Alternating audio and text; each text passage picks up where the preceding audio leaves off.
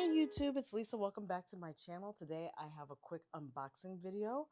I got this package a couple of days ago. I have opened it out just to take out my personal information and take a quick peek inside, but I wanted to actually really open up everything and share it with you. If you're new to my channel, welcome to my channel. Thank you for hitting play. I talk about art stuff, art related stuff, mostly supplies. Um, the top fountain pens and just like what's going on in my life in general. And I also I'm a bookworm as well. So you might get any of those things at any one video or them kind of as a standalone.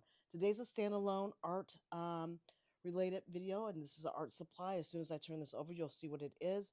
But let's get into it. And if you're a returning subscriber, before we do, thank you. I almost forgot. Thank you so much for being a returning subscriber. Thank you for supporting my channel. I really do appreciate the love. I got this package because I'm getting ready to take another trip.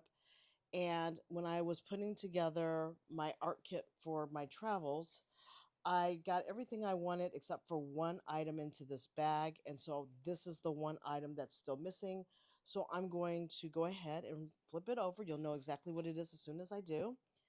And that is a new art toolkit.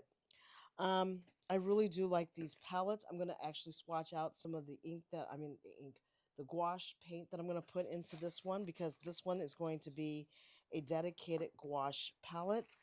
I bought some extra pans and I got some of the small ones as well. And then here is, ta-da, the palette.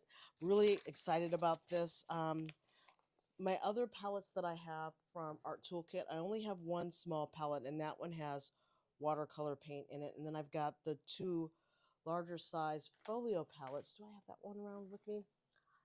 That have both watercolor and gouache, but they're two separate palettes, but they're the bigger sizes that are like this, that I use kind of like around the area, but not while I'm traveling. When I travel, I like to go as light as possible.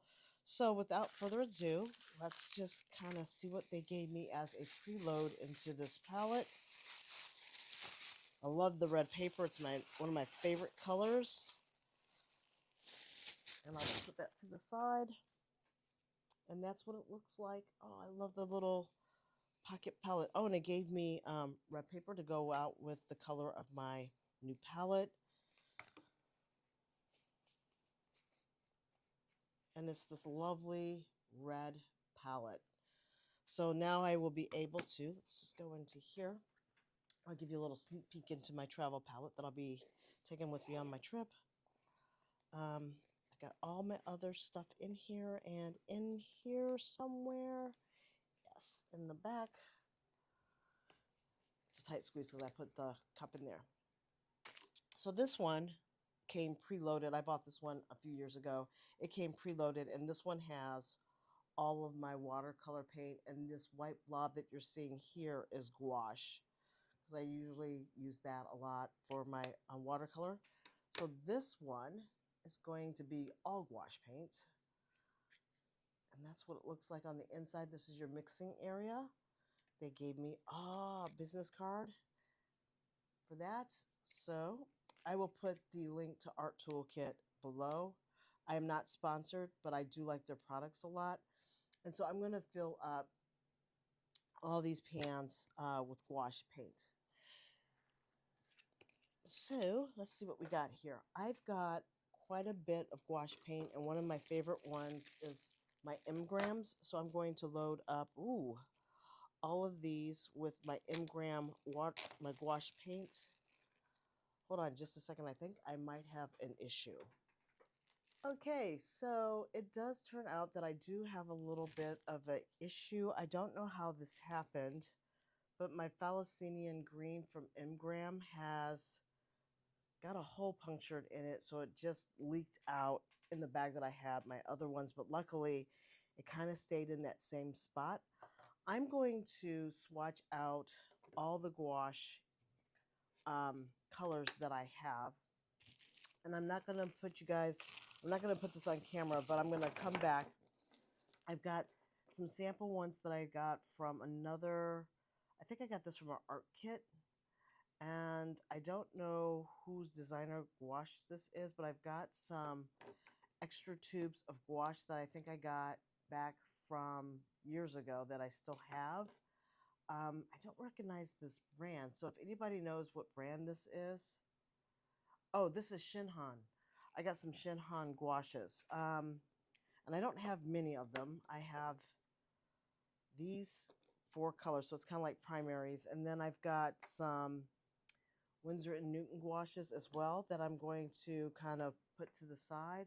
That is not gouache, that is watercolor paint. Um, Watercolor paint. I got a couple of tubes in here that they're not what they say they are, and they need to go into the watercolor bags. I have lots and lots of watercolor um, tubes, but I've got these Mgram ones that are kind of unique that I want to actually try to put in to this burnt sienna. I have an ultramarine. I have this green that's got the leek in it, which is kind of a teal green. And then I've got, this is Holbein, and that's watercolor. So that needs to go away. And then I've got Holbein, some of that. But I also have over here this package of gouache paints as well. And so I think what I'm going to do is I'm going to dump out all these gouache paints, and I'm going to figure out what colors I want to take with me really quickly, because see, I have all these gouache paints. So I've got a lot of selection, but I only have 12 tins of ink. So I'm going to have to really narrow down the selection. So let me clear this away.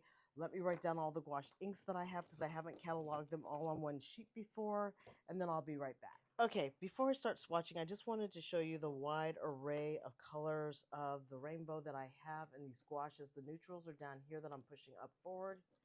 So I even have a silver in here. Here's black over here. So I've got like a light pink, purple, and then I go into my reds. Purple's over here as well. Sorry about that. Then I have my blues up in here, yellows, greens, browns, tans, and then the whites and the black and the one silver color.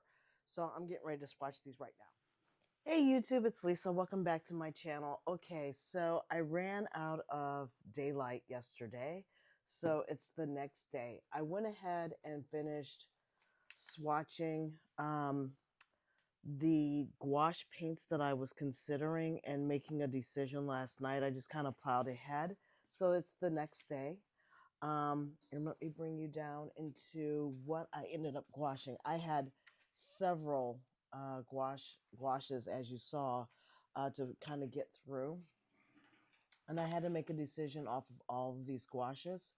Um, what's interesting, and I'm just going to move my coffee so I don't knock it over, is I had several whites. These are all whites here, and then I had another white that I thought was, let me show it to you.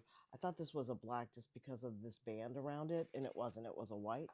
But I ended up picking several of the paints. I ended up configuring my paint palette to look like the following.